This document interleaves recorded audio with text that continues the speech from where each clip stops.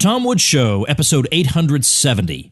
Prepare to set fire to the index card of allowable opinion. Your daily dose of liberty education starts here. The Tom Woods Show.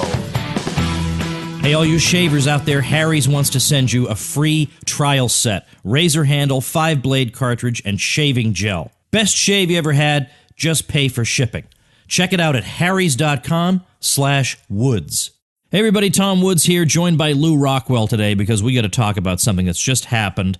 Harvard University has released a little guide to so-called fake news, and they're linking to a giant list of so-called fake news sites, and it includes Lou and me. How about that? So it's all right for the news media to promote war propaganda 24 hours a day. They're fine, but you dissent from that, and you are demonized. So Lou and I have got to talk about this. Lou, of course, is the publisher and editor of LouRockwell.com, your indispensable daily read. He's also the founder and chairman of the Mises Institute, which you should definitely visit at mises.org. We may never hear from you again, by the way. So great is the cornucopia of wonderful, delightful things, courses, videos, books, articles, all kinds of wonderful things over there at Mises.org. And he is former chief of staff to former Congressman Ron Paul. So great guy all around, great benefactor of mine, and glad to welcome him back to the show. Lou, welcome back. Tom, great to be with you. What an interesting opportunity we have here. It's an interesting Yes. reason for you to be coming back. All right, I just kind of hinted at this a little bit, but my old alma mater has now released this. I'll link to it on the show notes page. It's a guide to so-called fake news propaganda. And in that guide, they link to this very, very comprehensive, very, very long list of offending websites. And Lou, you and I are on there. Now, I will say, I think I'm a notch above you because next to me it simply says unknown, which I looked that up. What does unknown mean? It means they haven't bothered to actually see if it's fair that I'm on the list, but they're just going to throw me on anyway for now. So you're guilty until proven innocent, basically, in this particular court. So there's LouRockwell.com. But what interests me is some of the other sites that are on there, Lou. And the one that stood out to me the most in that huge list of terrible websites you should avoid or be wary of is WikiLeaks. Does that not sum up the American establishment, that WikiLeaks would be fake news you can't, even though it's just documents? That's fake news you can't read, but ABC is A-OK. Well, it's interesting. The young assistant professor at Merrimack College who compiled this list, she's asked, what media do you trust? What do you read so that you know that you're not getting fake news? And she said, well, I read the New York Times, the Washington Post, the Boston Globe. And she went down the list, and she said she supplements that with some left-wing sites, as if those weren't left-wing enough. As we know, ever since the Frank Church hearings in the 1970s, when Senator Frank Church did a yeoman's work of talking about and showing about, among many other things, how the CIA basically ran the mainstream media. This is in the 1970s. He focused on, in those days, the very important Associated Press and United Press International, but also, of course, on the New York Times and the Washington Post and the Boston Globe and all these newspapers that had people embedded in them, as we might say, who were running the CIA was running the mainstream media. Certainly, it's gotten no better, and but the thing that has changed is, of course, alternative media like TomWoods.com. They're unhappy about this, so this is just part of their drive against us to label anybody who's not giving the CIA line, like the New York Times or the Washington Post, as being fake news. I think this particular epithet has backfired on them, though, because I think, is it Trump? Is it some of the rest of us as well? But, of course, it's been turned against them so that the mainstream media is called the repository of fake news, I think quite appropriately. So it doesn't quite have the sting it used to. But I must say, I was astounded to see that the Harvard University Libraries was putting this up as a guide to students and scholars about beware, don't you look at these sites because they're propaganda and they're not telling you the truth, unlike the New York Times, the Boston Globe, the Washington Post, and so forth. Right. And then it says, how can you know if you're maybe being taken in by a fake news site? And one of the factors is, well, listen, if a news story makes you really angry, then you better look into it more. So in other words, if some site is forcing you to face reality, and that's really bothering you, maybe you can crawl back into your fake little world by reading some comforting mainstream source. It's just ridiculous. And then also, what has been, in the history of the 21st century so far, the great story of media malfeasance, if not the Iraq War and all that propaganda? Now, whatever offenses Tom Woods and Lou Rockwell may have committed, we never tried to whip people into a frenzy for an unjust war. We have never done that. We've never come anywhere near that. And yet we're the ones demonized. That's why the whole thing is so stupid. And there are a few sites on there. I better not mention them, Lou, because I don't want to be too controversial. But let's say there's a well-known mainstream libertarian think tank that is on the site and then gets the word credible listed next to it. I wouldn't want to be listed as credible by those people, right? Because they think the New York Times is credible. The New York Times sat on the wireless, the warrantless surveillance story for 13 months. The Drudge Report got its start because the mainstream media would not break the Monica Lewinsky story. And meanwhile, the Drudge Report is also listed as fake news, but yet it's the Drudge Report that filled in the gap left by the mainstream media. The whole thing is so ridiculous. The only people who could fall for this are people who think the Russians are running everything in the U.S. Well, I must say, I don't know how effective this has been. It certainly is used as a club by MSNBC or the New York Times or places like that. But how many don't most Americans, as I think shown by the polls and our own experience in dealing with people, they don't trust the mainstream media. And how right they are. They also don't like the mainstream media. But your point about the anger question is very, very interesting because the establishment has always sought to make sure that people did not get stirred up because it could lead to populism, which would be a terrible disaster. So that's why the New York Times, if you think of back to the old days especially, was pretty boring. And the neoconservatives used to write about why it's important not to stir people up, why you don't want to get them upset, and it's why all their publications are at least slightly boring. So to be too interesting, Tom, you're guilty of this, is a sin against the regime.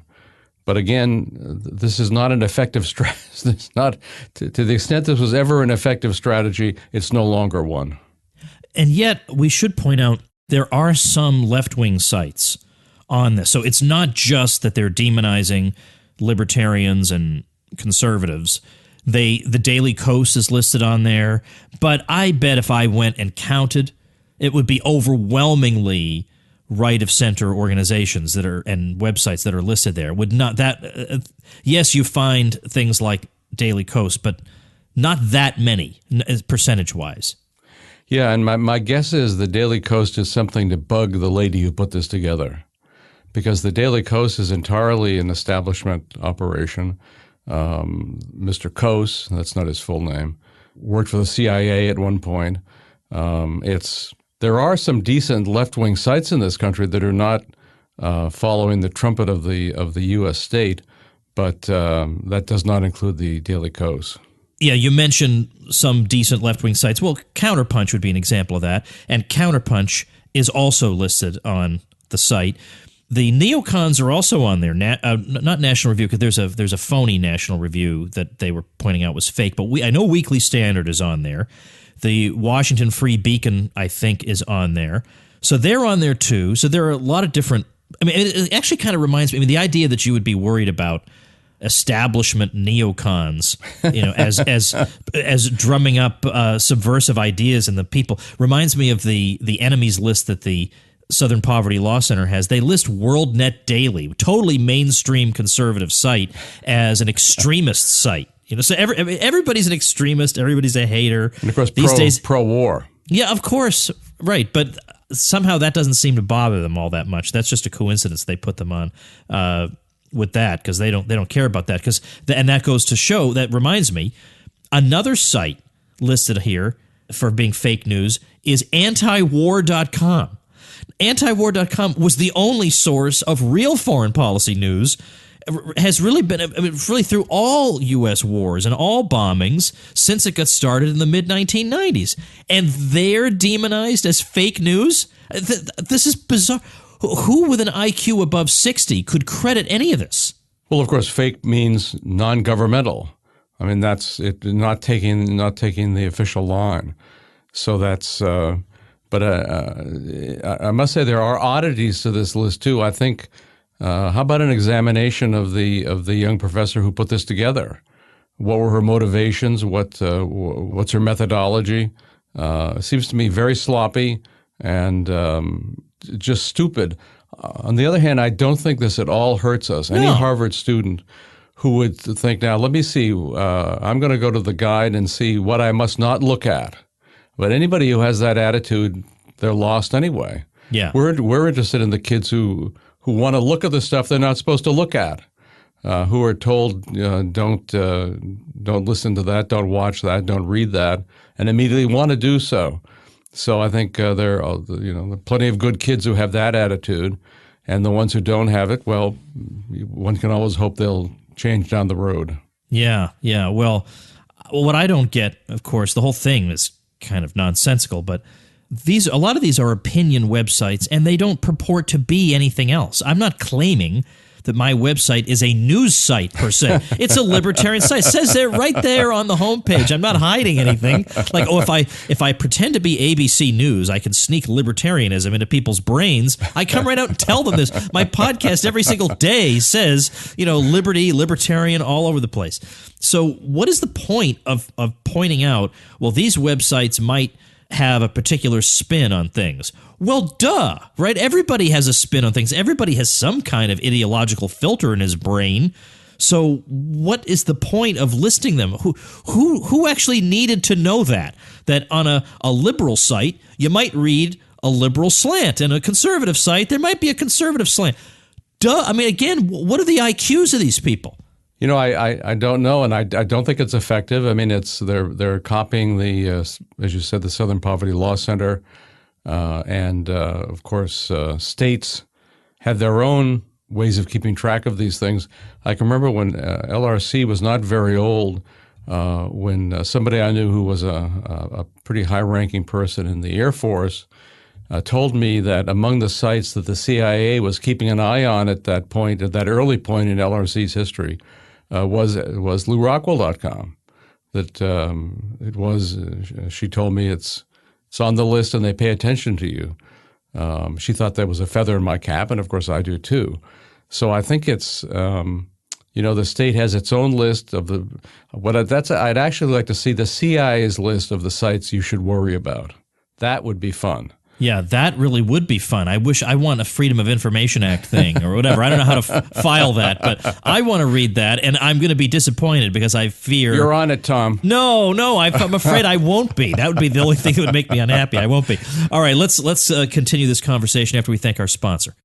I drive my family crazy, and have fun doing it, by the way, by telling them that the store brand is just as good as the name brand. And they're telling me, get out of town. Come on, we all know the store brand stinks. Now, they admit that for things like salt, it doesn't really matter what the brand is, but they say for things that matter, you got to get the real brand. Well, I think that is a good general principle. For things that matter, you got to look out for quality. For example, sleeping, you got to have a good mattress. But also, your shave. You do that every day.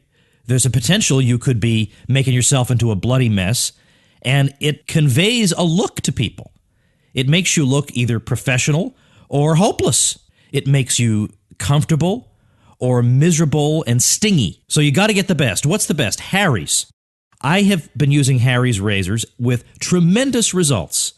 Vastly better than blades I've used in the past. I gave up on blades. Wouldn't even use them anymore. Smooth, close, comfortable, beautiful. and yet you won't pay outrageous prices for it. And in fact, they're going to give you a free trial set for nothing. Just pay a tiny shipping fee, and they're going to send you the razor handle of your choice, 5-blade cartridge, and shaving gel. It's free when you sign up. That's how confident Harry's is in the quality of their blades. Want to redeem this free trial offer? Go to harrys.com/woods. All right, Lou, I'm going to just ask you straight out now. Because, if I have Lou Rockwell on, I don't have to walk on eggshells. I don't have to dance around anything. I can be super direct. And I'm going to ask you, why do you think it is that LouRockwell.com appears on this list, but let's say, I don't know, PlainVanillaLibertarian.com is not on this list? Well, I think because PlainVanillaLibertarian.com is part of a vast network funded by the oligarchs, the alleged libertarian oligarchs, left libertarian oligarchs, certainly the Koch brothers. And they're part of the regime just as much as George Soros or Hillary Clinton or any of these other people. So they're what Murray Rothbard dubbed big government libertarians. They believe in the state. They believe in state action. They believe in state wars. They do want to have some changes made, changes that would benefit, I don't want to shock anybody, Koch Oil and all the various related companies. So I think that it's may I tell a story involving other countries about this? You tell any story you want on this show. This is TomWoods.com after all. People come and expect this according to Harvard. Yeah, go ahead. Well, I have a friend who was invited to take part in a program on liberty in the Arab world, and took place in the Arab world, and was funded and run by one of the Koch entities. And it was explained to everybody that they had to be for free markets. Well, who could disagree with that? But what were the specifics? Well, they said you have to be for the Trans-Pacific Trade Deal, NAFTA, and all similar trade deals. But as they explained, liberty is a package. You just can't be for economics. By the way, that was the only economic thing mentioned was these, as Gary North points out, these fascist trade deals that are big government, big business combos. But anyway, the people putting it together said, liberty is a package. You have to be for other things besides free markets.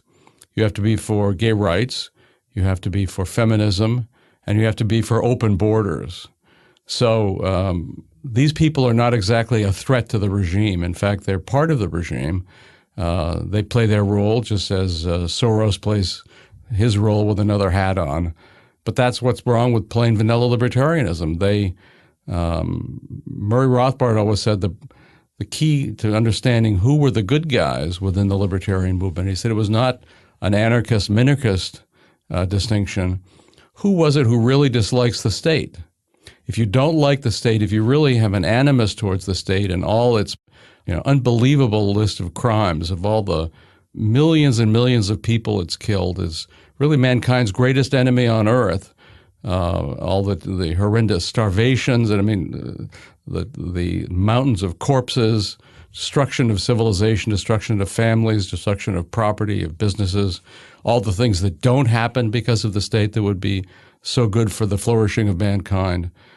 He said if you can get along with the state, if you kind of like the state, if you think, well, the state might need to be reformed a little bit, but it's really a great operation. That is the plain vanilla libertarian position. Even the ones who claim to be anarchists have no problem with the state. They have no problem with central banking, for example. They all tend to like the Federal Reserve. So it's just got to follow some particular rule that they developed. Yeah, so that's what's wrong. They're not opposed to the state. In fact, they get along fine with the state. They spend all their time trying to have a cocktail party with Fed officials, for example. So it's absolutely true that there's a tremendous economic error, of course, in Washington. But as Murray always said, it's not just economic error. They also set out to rip us off.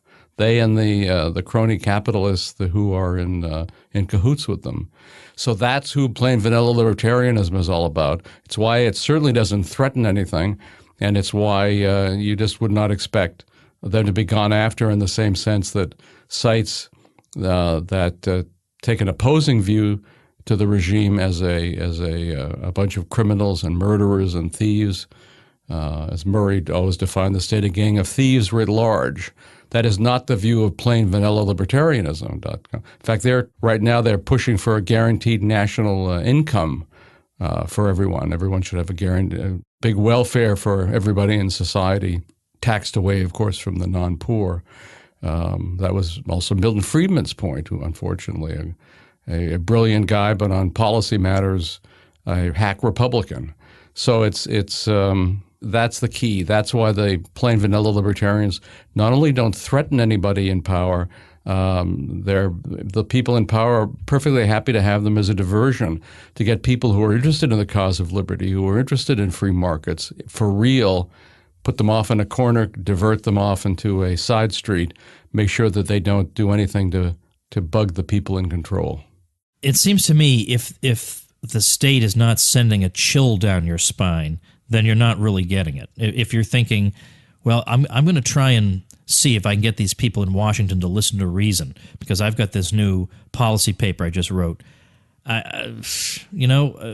Maybe in theory I've got something in common with you, but in practice, that kind of person in practice winds up being wrong on almost everything. They want to suppress discussion of certain topics. They think that the reason we don't have more women in libertarianism is that we're not nice enough and all this and that. Now, they're pros to truth-telling history, for example. Totally. Totally. Something that you've encountered. Areas of history that have to be kept away from, wars that have to be kept away from. Yes. And I'm just so sick of arguing with people like this. This is why I've just gotten them out of my life. I've just gotten them out of my life, and I am a lot happier. I don't have to worry about I have to please this or that person or this or that organization. Doesn't matter. They can all hate me, but I got my fake news TomWoods.com that is supporting me just fine. So it's great. It's hugely liberating not to have to care about what these bootlickers think about anything, including about me. It doesn't matter.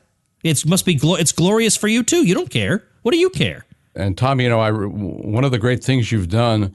Imagine that here you are, a scholar, having continuing to produce a tremendous volume of scholarly work, but also able to communicate, obviously, with the rest of us as well. Doing this outside the academic world, you would be so hamstrung if you were part of the whole academic establishment. You probably would be you'd get the Charles Murray treatment as every day is probably what would happen to you if you were on campus. Yeah. But you're able to do your scholarly work. You're able to tell the truth to people in so many areas about not only American history but many other subjects. You're a model of what's going to happen, I think, to higher education, because my guess is parents are going to become sicker and sicker of having to pay for the horror that is the modern university and the modern college. They're going to be looking for alternative educational forms. I think this is good for the Mises Institute too. Oh, sure. TomWoods.com. I think this is the future. And needless to say, the plain vanilla libertarians don't like that either. They want everything to go right in the normal, in the banks of the stream that have been dug by their forebears. Their forebears, not our forebears. I just read an article the other day by Gary North arguing that the one goal you should have in speaking on a college campus is to get shouted down. That should be your exclusive goal. He said, because look, no one's going to remember anything you said 3 weeks from now, right? They're not going to remember a thing. They will remember you got shouted down, and that will teach them something about the kinds of people who manage to get their way on American universities. Plus, I'm not sure if he said this, but it does elevate your own profile a bit, and that's pretty good. That's a lot more than you'd get out of droning on and on about some topic, some obscure topic. Hope you get shouted down. That should be your exclusive goal. So if that's the case, I've been a complete failure as a public speaker over the years, total failure. Because I have been in environments where I've felt like there were hostile people, but my instinct is always to just be super nice. I don't compromise on what I'm saying, but be self-deprecating, whatever, and I kind of win them over. I'm done with that. I don't want to win these people over. I want to be right in their faces. So, yeah, this is going to be weird, though, going to I go to every reunion there is. I go to high school reunions. Tom DiLorenzo says reunions are for losers. This is the only thing I disagree with Tom on. Reunions are where the winners get to kind of show how they are, like how things have gone for them. And in particular, it's not so much to show off, but there were people in school who gave you a hard time, and now things are going well for you. That's not a bad situation to be in, but bygones are bygones by the time you're 20 years out. And I like to go back and see old friends and stuff, but it's going to be weird to be on that campus knowing that they're in a very slight way, they're kind of explicitly at war with me. It's kind of funny. Well, maybe you should drop in at Widener Library, ask to see who put this up on their site. Yeah. Who's making these recommendations? You'd like to talk to him or her or it or... Oh, yeah. Maybe I should bring a camera. Well, yeah. Yeah. Oh, you're giving me some ideas, Lou Rockwell. Yeah, why didn't I think of that? Yeah, maybe I should make something of this. Yeah. Yeah. Because I probably will be in Massachusetts sometime over the summer. You'll get shouted down in the library. That'll be something new. Yeah, exactly. Yeah, I want to know whose decision this was, and you're implicitly dragging my name through the mud by linking to this thing. That's right. You have no grounds for doing that. Is that Harvard's typical the thing writes itself. Anyway, all right, Lou, I had to look as soon as you called to alert me to this. My first thought was this is an episode. Well, your first thought was this is an email. I already did that. I did write an email as soon as you recommended that, and now here we have the episode.